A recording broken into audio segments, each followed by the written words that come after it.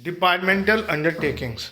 तो इस वीडियो में हम पढ़ेंगे जो पहला फॉर्म ऑफ बिजनेस है डिपार्टमेंटल अंडरटेकिंग्स, वो क्या होता है और कैसे फॉर्म किया जाता है। डिपार्टमेंटल अंडरटेकिंग जब फॉर्म की जाती है तो उसको कोई सेपरेट ऑर्गेनाइजेशन नहीं माना जाता है, उसे हम गवर्नमेंट का ही पार्ट मानकर उसका एक्सटेंशन मानते ही गवर्नमेंट ने अपना एक डिपार्टमेंट खोल लिया, उसी को एक्सटेंड मान लिया जाता है। जैसे रेलवेज हो गया, पोस्टेज हो गया, इवन डिफेंस सर्विसेज हो गई। डिफेंस वैसे बिजनेस में नहीं आता है, लेकिन डिफेंस भी एक डिपार्टमेंटल अंडरटेकिंग है। गवर्नमेंट उसके लिए एक मिनिस्ट्री अपॉइंट करती है। रेलवे मिनिस्टर होता है हमारे पास, पोस्टेज एंड टेलीग्राम के लिए मिनिस्टर्स हैं, डिफेंस मिनिस्टर हैं, इनके लिए मिनिस्ट्री अपॉइंट करती हैं और उसका मिनिस्ट्री जो है वो उस पूरे ऑर्गेनाइजेशन को रन करती हैं। जो भी पैसा इस पर खर्च होता है वो सीधा गवर्नमेंट के अकाउंट से जाता है, और जो भी ये ऑर्गेनाइजेशंस पैसा अर्न करते हैं वो सीधा गवर्नमेंट के अकाउंट में डिपॉजिट किया जाता है। ये गवर्नमेंट से अलग नहीं माने जाते, ये गवर्नमेंट का ही पार्ट माने जाते हैं। These enterprises are established as departments of the ministry and considered as part और an extension of the ministry itself. इनकी एक मिनिस्ट्री के अंडर इसे डिपार्टमेंट बना दिया जाता है और डिपार्टमेंट मिनिस्ट्री का ही ये पार्ट माने जाते हैं, ये गवर्नमेंट से अलग नहीं माने जाते। जब हम बोलते हैं गवर्नमेंट ऑफ इंडिया तो उसमें इनको भी इंक्लूड किया जाता है, रेलवेज़, पोस्ट ऑफिसेज, डिफेंस का भी मैंने आपको एग्जांपल दिया, लेकिन हमें बिजनेस के पॉइंट ऑफ व्यू से पढ़ना है तो हम वहीं तक लिमिटेड रहेंगे। Government functions through these departments and the activities performed by them are integral part of the functioning of the government।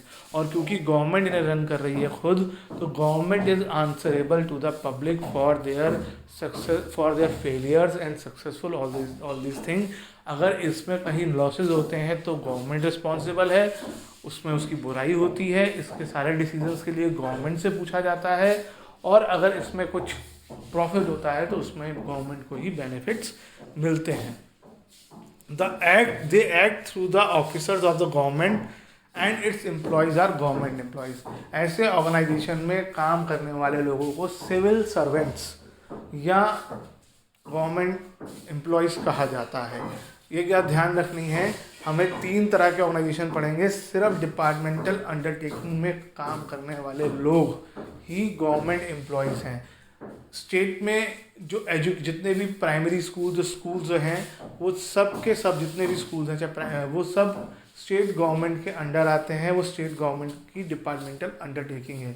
Centre में ऐसा नहीं है, क्योंकि ये थोड़ा सा टॉपिक से हटके मैं आपको बता रहा हूँ कि हर चीज़ इंडिया में, क्योंकि फेडरल सिस्टम है, सेंटर और स्टेट, तो सेंटर और स्टेट ने आपस में बात ली है कि सेंटर क्या संभालेगा, स्टेट क्या संभालेगा।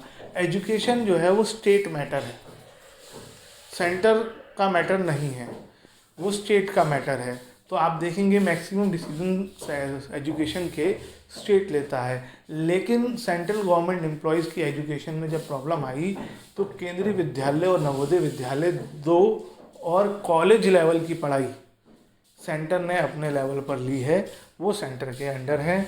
हम सेंटर के अंडर आते हैं, केंद्रीय विद्यालय संगठन के पार्ट हैं, लेकिन हमारे मैक्सिमम डिसीज़न स्टेट लेवल पे ही लिए जाते हैं। अगर कोई प्रॉब्लम आएगी, आपको शिकायत करनी होगी, कुछ डिस्कशन होगा तो स्टेट लेवल पे ही होगा।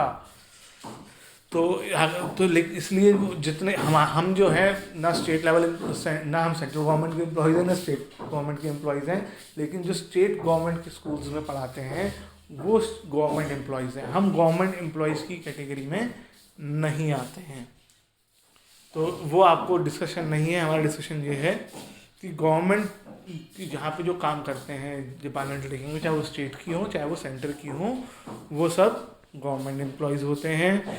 दीज अंडरटेकिंग्स में be under the central the state government, और अगर वो सेंट्रल गवर्नमेंट है तो उनमें सेंट्रल गवर्नमेंट के रूल एप्लीकेबल होंगे, और अगर वो स्टेट गवर्नमेंट है तो जिस स्टेट में भी हैं उस स्टेट्स के रूल एप्लीकेबल होंगे।